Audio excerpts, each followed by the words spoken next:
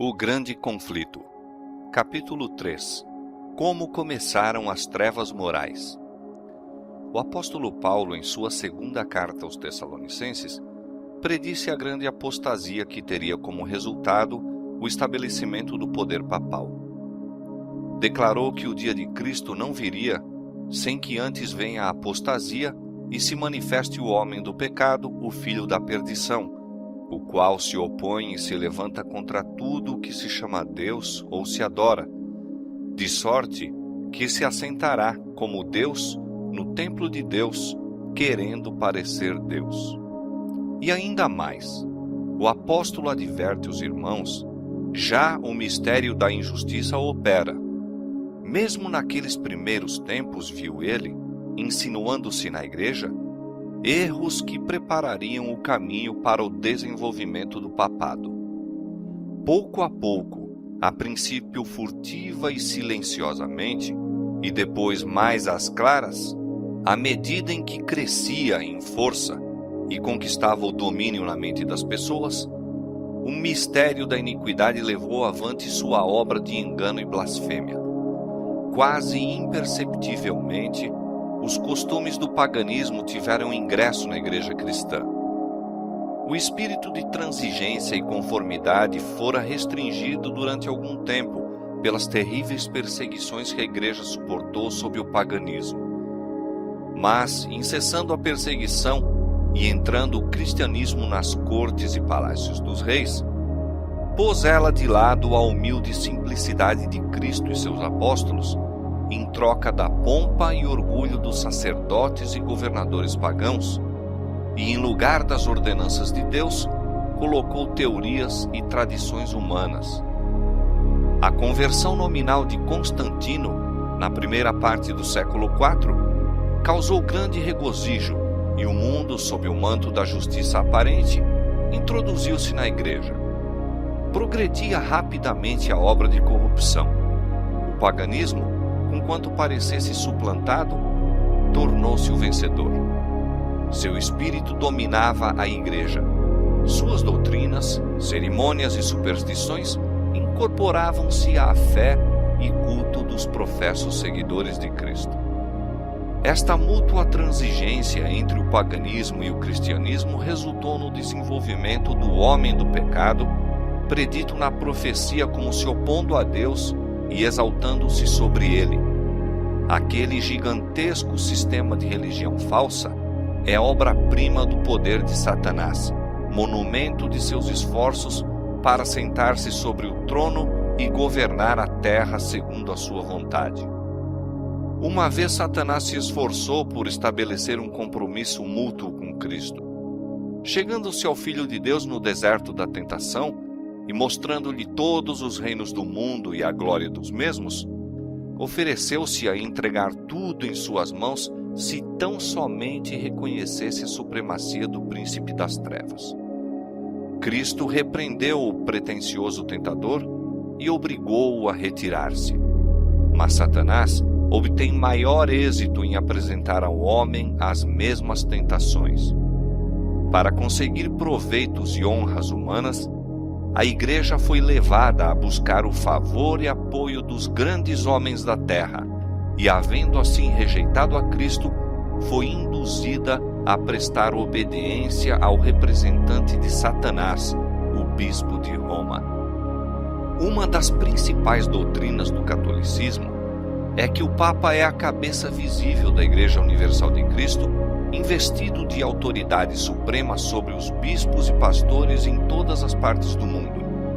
Mais do que isto, tem-se dado ao Papa os próprios títulos da divindade. Tem sido intitulado Senhor Deus o Papa e foi declarado infalível. Exige ele a homenagem de todos os homens. A mesma pretensão em que insistia Satanás no deserto da tentação, ele ainda a encarece mediante a Igreja de Roma, e enorme número de pessoas estão prontas para render-lhe homenagem. Mas os que temem e reverenciam a Deus enfrentam esta audaciosa presunção do mesmo modo por que Cristo enfrentou as solicitações do insidioso adversário. Adorarás ao Senhor teu Deus, e a Ele somente servirás. Deus jamais deu em sua palavra a mínima sugestão de que tivesse designado algum homem para ser a cabeça da igreja. A doutrina da supremacia papal opõe-se diretamente aos ensinos das Escrituras Sagradas. O Papa não pode ter poder algum sobre a Igreja de Cristo, senão por usurpação. Os romanistas têm persistido em acusar os protestantes de heresia e voluntária separação da verdadeira Igreja. Semelhantes acusações, porém, implicam-se antes a eles próprios. São eles os que depuseram a bandeira de Cristo e se afastaram da fé que uma vez foi dada aos santos. Satanás bem sabia que as Escrituras Sagradas habilitariam os homens a discernir seus enganos e resistir a seu poder. Foi pela palavra que mesmo o Salvador do mundo resistiu a seus ataques. Em cada assalto, Cristo apresentou o escudo da verdade eterna, dizendo: está escrito. A cada sugestão do adversário, opunha a sabedoria e poder da palavra. A fim de Satanás manter o seu domínio sobre os homens e estabelecer a autoridade humana, deveria conservá-los na ignorância das Escrituras. A Bíblia exaltaria a Deus e colocaria o homem finito em sua verdadeira posição. Portanto, suas sagradas verdades deveriam ser ocultadas e suprimidas. Esta lógica foi adotada pela Igreja de Roma. Durante séculos, a circulação da Escritura foi proibida. Ao povo era vedado lê-la ou tê-la em casa, e sacerdotes e prelados sem escrúpulos interpretavam-lhe os ensinos de modo a favorecerem suas pretensões. Assim, o chefe da igreja veio a ser quase universalmente reconhecido como o vigário de Deus na terra, dotado de autoridade sobre a igreja e o Estado. Suprimido o revelador erro, agiu Satanás à vontade. A profecia declarara que o papado havia de cuidar em mudar os tempos e a lei. Daniel 7:25. Para cumprir esta obra não foi vagaroso, a fim de proporcionar aos conversos do paganismo uma substituição à adoração de ídolos e promover assim sua aceitação nominal do cristianismo, foi gradualmente introduzida no culto cristão a adoração das imagens e relíquias. O decreto de um concílio geral estabeleceu, por fim, este sistema de idolatria. Para completar a obra sacrílega, Roma pretendeu eliminar da lei de Deus o segundo mandamento, que proíbe o culto das imagens, e dividir o 10º mandamento a fim de conservar o número deles. Este espírito de concessão ao paganismo abriu caminho para desrespeito ainda maior da autoridade do céu. Satanás, operando por meio de não consagrados dirigentes da igreja, intrometeu-se também com o 4º mandamento e tentou pôr de lado o antigo sábado, o dia que Deus tinha abençoado e santificado, e exaltando em seu lugar a festa observada pelos pagãos como o venerável dia do sol. Esta mudança não foi, a princípio, tentada abertamente. Nos primeiros séculos, o verdadeiro sábado foi guardado por todos os cristãos. Eram estes ciosos da honra de Deus e, crendo que sua lei é imutável, zelosamente preservavam a santidade de seus preceitos. Mas com grande argúcia, Satanás operava mediante seus agentes para efetuar seu objetivo. Para que a atenção do povo pudesse ser chamada para o domingo, foi feito deste uma festividade em honra da ressurreição de Cristo. Atos religiosos eram nele realizados. Era, porém, considerado como um dia de recreio, sendo o sábado ainda observado como dia santificado. A fim de preparar o caminho para a obra que intentava cumprir, Satanás induzira os judeus, antes do advento de Cristo, a sobrecarregarem o sábado com as mais rigorosas imposições, tornando sua observância um fardo. Agora, tirando vantagem da falsa luz sob a qual ele assim fizera com que fosse considerado, lançou o desdém sobre o sábado como instituição judaica. Enquanto os cristãos geralmente continuavam a observar o domingo como festividade prazenteira, ele os levou, a fim de mostrarem seu ódio ao judaísmo, a fazer do sábado dia de jejum, de tristeza e pesar. Na primeira parte do século IV, o imperador Constantino promulgou um decreto fazendo do domingo uma festividade pública em todo o Império Romano. O dia do sol era venerado por seus súditos pagãos e honrado pelos cristãos. Era política do imperador unir os interesses em conflito do paganismo e cristianismo. Com ele se empenharam para fazer isto os bispos da igreja, os quais, inspirados pela ambição e sede do poder, perceberam que, se o mesmo dia fosse observado tanto por cristãos como pagãos, promoveria a aceitação nominal do cristianismo pelos pagãos e assim adiantaria o poderio e glória da igreja. Mas, conquanto muitos cristãos tementes a Deus fossem gradualmente levados a considerar o domingo como possuindo certo grau de santidade, ainda mantinham o verdadeiro sábado como o dia santo do Senhor e observavam-no em obediência ao quarto mandamento. O arqui-enganador não havia terminado a sua obra. Estava decidido a congregar o mundo cristão sob sua bandeira e exercer o poder por intermédio de seu vigário, o orgulhoso pontífice que pretendia ser o representante de Cristo. Por meio de pagãos meio convertidos, ambiciosos prelados e eclesiásticos amantes do mundo, realizou ele seu propósito. Celebravam-se de tempos em tempos vastos concílios aos quais do mundo todo concorriam os dignitários da igreja. Em quase todos os concílios, o sábado que Deus havia instituído era rebaixado um pouco mais, enquanto o domingo era em idêntica proporção exaltado.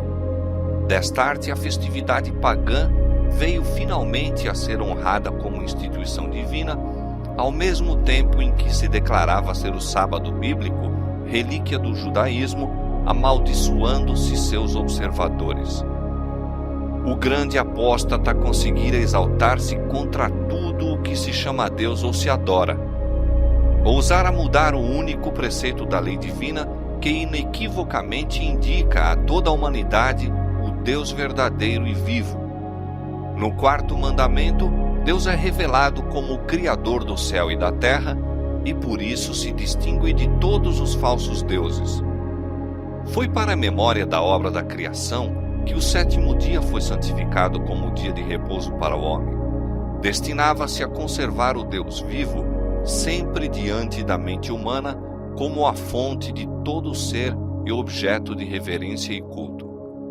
Satanás esforça-se por desviar os homens de sua aliança para com Deus e de prestarem obediência à sua lei. Dirige seus esforços, portanto, especialmente contra o mandamento que aponta a Deus como o Criador. Os protestantes hoje insistem em que a ressurreição de Cristo no domingo fê-lo o sábado cristão.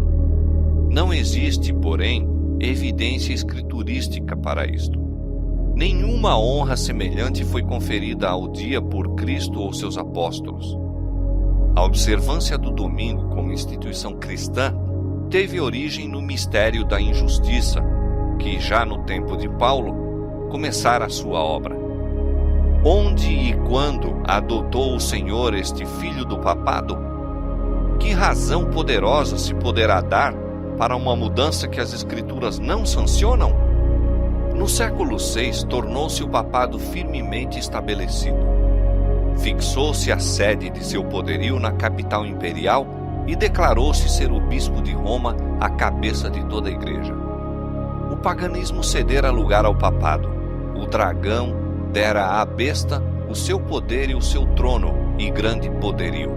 Apocalipse 13:2. E começaram então os 1260 anos da opressão papal, preditos nas profecias de Daniel, capítulo 7, 25, e Apocalipse, capítulo 13, versos 5 a 7. os cristãos foram obrigados a optar entre renunciar sua integridade e aceitar as cerimônias de culto papais, ou passar a vida nas masmorras, sofrer a morte pelo instrumento de tortura, pela fogueira ou pela machadinha do verdugo. Cumpriam-se as palavras de Jesus, e até pelos pais e irmãos e parentes e amigos sereis entregues, e matarão alguns de vós, e de todos sereis odiados por causa do meu nome. Desencadeou-se a perseguição sobre os fiéis com maior fúria do que nunca, e o mundo se tornou um vasto campo de batalha. Durante séculos, a Igreja de Cristo encontrou refúgio no isolamento e obscuridade. Assim diz o profeta: a mulher fugiu para o deserto, onde já tinha lugar preparado por Deus, para que ali fosse alimentada durante 1260 dias. Apocalipse 12, verso 6. O acesso da Igreja de Roma ao poder assinalou o início da escura Idade Média. Aumentando seu poderio, mais se adensavam as trevas. De Cristo, o verdadeiro fundamento, transferiu-se a fé para o Papa de Roma. Em vez de confiar no Filho de Deus para o perdão dos pecados e para a salvação eterna, o povo olhava para o Papa e para os sacerdotes e prelados a quem alegava autoridade. Ensinava-se de ser o Papa seu mediador terrestre e que ninguém poderia aproximar-se de Deus senão por seu intermédio. E mais ainda, que ele ficava para eles em lugar de Deus e deveria, portanto, ser implicitamente obedecido.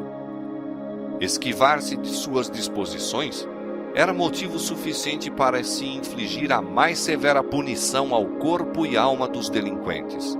Assim, a mente do povo desviava-se de Deus para homens falíveis e cruéis, e mais ainda, para o próprio príncipe das trevas, que por meio deles exercia o seu poder. O pecado se disfarçava sob o manto de santidade. Quando as Escrituras são suprimidas e o homem vem a considerar-se supremo, só podemos esperar fraudes, engano e aviltante iniquidade. Com a elevação das leis e tradições humanas, tornou-se manifesta a corrupção que sempre resulta de se pôr de lado a lei de Deus. Dias de perigo foram aqueles para a Igreja de Cristo. Os fiéis porta-estandartes eram, na verdade, poucos. Posto que a verdade não fosse deixada sem testemunhas, parecia por vezes que o erro e a superstição prevaleceriam completamente e a verdadeira religião seria banida da terra. Perdeu-se de vista o Evangelho, mas multiplicaram-se as formas de religião e o povo foi sobrecarregado de severas exigências. Ensinava-se-lhes não somente a considerar o Papa como seu mediador, mas a confiar em suas próprias obras para a expiação do pecado. Longas peregrinações, atos de penitência, adoração de relíquias, ereção de igrejas, relicários e altares, bem como o pagamento de grandes somas à igreja, tudo isto e muitos atos semelhantes eram ordenados para aplacar a ira de Deus ou assegurar o seu favor, como se Deus fosse idêntico aos homens, encolerizando-se por ninharias ou apaziguando-se com donativos ou atos de penitência. Apesar de que prevalecesse o vício, mesmo entre os chefes da Igreja de Roma, sua influência parecia aumentar constantemente. Mais ou menos ao findar do século VIII, os romanistas começaram a sustentar que nas primeiras épocas da Igreja, os bispos de Roma tinham possuído o mesmo poder espiritual que assumiam agora. Para confirmar essa pretensão, era preciso empregar alguns meios com o fito de lhe dar aparência de autoridade. Isto foi prontamente sugerido pelo pai da mentira. Antigos escritos foram forjados pelos monges. Decretos de concílios que antes nada se ouvira foram descobertos, estabelecendo a supremacia universal do Papa desde os primeiros tempos. E a Igreja que rejeitara a verdade, avidamente aceitou estes enganos. Aos poucos, os fiéis que construíram sobre o verdadeiro fundamento ficaram perplexos e entravados quando o entulho das falsas doutrinas obstruiu a obra. Como os edificadores sobre o muro de Jerusalém no tempo de Neemias, alguns se prontificaram a dizer: já desfaleceram as forças dos acarretadores, e o pó é muito, e nós não podemos edificar um muro. Cansados da constante luta contra a perseguição, fraude, iniquidade e todos os outros obstáculos que Satanás pudera engendrar para deter-lhes o progresso, alguns que haviam sido fiéis edificadores desanimaram, e por amor da paz e segurança de sua propriedade e vida, desviaram-se do verdadeiro fundamento. Outros, sem se intimidarem com a oposição de seus inimigos, intrepidamente declaravam: não os temais, lembrai-vos do Senhor grande e terrível, e prosseguiam com a obra, cada qual com a espada cingida ao lado. O mesmo espírito de ódio e oposição à verdade tem inspirado os inimigos de Deus em todos os tempos, e a mesma vigilância e fidelidade têm sido exigidas de seus servos. As palavras de Cristo aos primeiros discípulos aplicam-se aos seus seguidores até ao final do tempo. E as coisas que vos digo, digo-as a todos. As trevas pareciam tornar-se mais densas. Generalizou-se a adoração das imagens. Acendiam-se velas perante imagens e orações se lhes dirigiam. Prevaleciam os costumes mais absurdos e supersticiosos. O espírito dos homens era a tal ponto dirigido pela superstição que a razão mesmo parecia haver perdido o domínio. Enquanto os próprios sacerdotes e bispos eram amantes do prazer, sensuais e corruptos, só se poderia esperar que o povo que os tinha como guias se submergisse na ignorância e vício. Outro passo ainda deu a presunção papal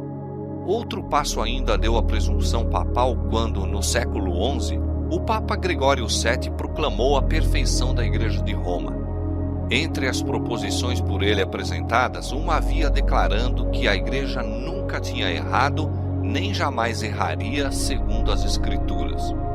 Mas as provas escriturísticas não acompanhavam a afirmação. O altivo pontífice também pretendia o poder de depor imperadores, e declarou que sentença alguma que pronunciasse poderia ser revogada por quem quer que fosse, mas era prerrogativa sua revogar as decisões de todos os outros.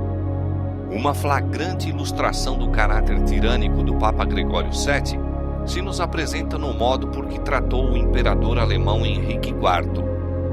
Por haver intentado desprezar a autoridade do Papa, declarou-o este excomungado e destronado. Aterrorizado pela deserção e ameaças de seus próprios príncipes, que por mandado do Papa eram incentivados na rebelião contra ele, Henrique pressentiu a necessidade de fazer as pazes com Roma. Em companhia da esposa e de um servo fiel, atravessou os Alpes em pleno inverno, a fim de humilhar-se perante o Papa. Chegando ao castelo para onde Gregório se retirara, foi conduzido, sem seus guardas, a um pátio externo e ali, no rigoroso frio do inverno, com a cabeça descoberta, descalço e miseravelmente vestido, esperou a permissão do Papa a fim de ir à sua presença. O pontífice não se dignou de conceder-lhe perdão, senão depois de haver ele permanecido 3 dias jejuando e fazendo confissão. Isso mesmo, apenas com a condição de que o imperador esperasse a sanção do Papa antes de reassumir as insígnias ou exercer o poder da realeza. E Gregório, envaidecido com seu triunfo, jactava-se de que era seu dever abater o orgulho dos reis.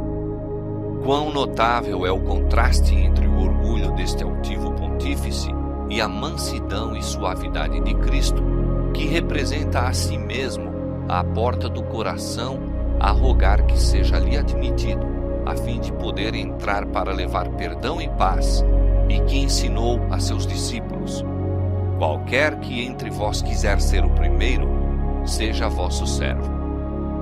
Os séculos que se seguiram testemunharam um aumento constante de erros nas doutrinas emanadas de Roma.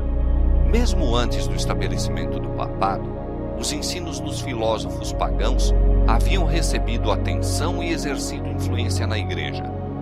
Muitos que se diziam conversos ainda se apegavam aos dogmas de sua filosofia pagã e não somente continuaram no estudo desta, mas encareciam-no a outros como o meio de estenderem sua influência entre os pagãos. Erros graves foram assim introduzidos na fé cristã. Destaca-se, entre outros, o da crença na imortalidade natural do homem e sua consciência na morte. Esta doutrina lançou o fundamento sobre o qual Roma estabeleceu a invocação dos santos e a adoração da Virgem Maria. Disto também proveio a heresia do tormento eterno para os que morrem impenitentes, a qual logo de início se incorporara à fé papal. Achava-se então preparado o caminho para a introdução de ainda outra invenção do paganismo, a que Roma intitulou purgatório e empregou para amedrontar as multidões crédulas e supersticiosas. Com esta heresia, afirma-se a existência de um lugar de tormento no qual as almas dos que não merecem condenação eterna devem sofrer castigo por seus pecados e do qual, quando libertas da impureza, são admitidas no céu. Ainda uma outra invencionice era necessária para habilitar Roma a aproveitar-se dos temores e vícios de seus adeptos. Esta foi suprida pela doutrina das indulgências. Completa remissão dos pecados, passados, presentes e futuros, e livramento de todas as dores e penas em que os pecados importam, eram prometidos a todos os que se alistassem nas guerras do pontífice para estender seu domínio temporal, castigar seus inimigos e exterminar os que ousassem negar-lhe a supremacia espiritual. Ensinava-se também ao povo que, pelo pagamento de dinheiro à igreja, poderia livrar-se do pecado e igualmente libertar as almas de seus amigos falecidos que tivessem condenados às chamas atormentadoras. Por esses meios, Roma abarrotou os cofres e sustentou a magnificência, o luxo e os vícios dos pretensos representantes daquele que não tinha onde reclinar a cabeça. A ordenança escriturística na ceia do Senhor fora suplantada pelo idolátrico sacrifício da missa. Sacerdotes papais pretendiam, mediante esse disfarce destituído de sentido, converter o simples pão e vinho no verdadeiro corpo e sangue de Cristo. Com blasfema presunção pretendiam abertamente o poder de criar em Deus, o Criador de todas as coisas. Aos cristãos exigia-se, sob pena de morte, confessar sua fé nesta heresia horrível que insulta ao céu. Multidões que a isto se recusaram foram entregues às chamas. No século XIII foi estabelecido a mais terrível de todas as armadilhas do papado, a Inquisição. O príncipe das trevas trabalhava com os dirigentes da hierarquia papal. Em seus concílios secretos, Satanás e seus anjos dirigiam a mente de homens maus, enquanto, invisível entre eles, estava um anjo de Deus, fazendo o tremendo relatório de seus iníquos decretos e escrevendo a história de ações por demais horrorosas para serem desvendadas ao olhar humano. A grande Babilônia estava embriagada do sangue dos santos. Os corpos mutilados de milhões de mártires pediam vingança a Deus contra o poder apóstata. O papado se tornou o déspota do mundo. Reis e imperadores curvavam-se aos decretos do pontífice romano. O destino dos homens, tanto temporal como eterno, parecia estar sob seu domínio. Durante séculos, as doutrinas de Roma tinham sido extensa e implicitamente recebidas, seus ritos reverentemente praticados, suas festas geralmente observadas. Seu clero era honrado e liberalmente mantido. Nunca a Igreja de Roma atingiu maior dignidade, magnificência ou poder. Mas o meio-dia do papado foi a meia-noite do mundo. As Sagradas Escrituras eram quase desconhecidas, não somente pelo povo, mas pelos sacerdotes. Como os fariseus de outrora, os dirigentes papais odiavam a luz que revelaria os seus pecados. Removida a lei de Deus, a norma de justiça, exerciam eles poder sem limites e praticavam os vícios sem restrições. Prevaleciam a fraude, a avareza, a libertinagem. Os homens não recuavam de crime algum pelo qual pudessem adquirir riqueza ou posição. Os palácios dos papas e prelados eram cenários da mais vil devassidão. Alguns dos pontífices reinantes eram acusados de crimes tão revoltantes que os governadores seculares se esforçavam por depor esses dignitários da Igreja como monstros demasiado vis para serem tolerados. Durante séculos, a Europa não fez progresso no saber, nas artes ou na civilização. Uma paralisia moral e intelectual caíra sobre a cristandade. A condição do mundo sob o poder romano apresentava o cumprimento terrível e surpreendente das palavras do profeta Oséias. O meu povo foi destruído porque lhe faltou o conhecimento. Porque tu rejeitaste o conhecimento, também eu te rejeitarei, visto que te esqueceste da lei do teu Deus, também me esquecerei de teus filhos. Não há verdade, nem benignidade, nem conhecimento de Deus na terra. Só prevalecem o perjurar e o mentir, e o matar e o furtar, e o adulterar, e há homicídios sobre homicídios. Foram estes os resultados do banimento da palavra de Deus.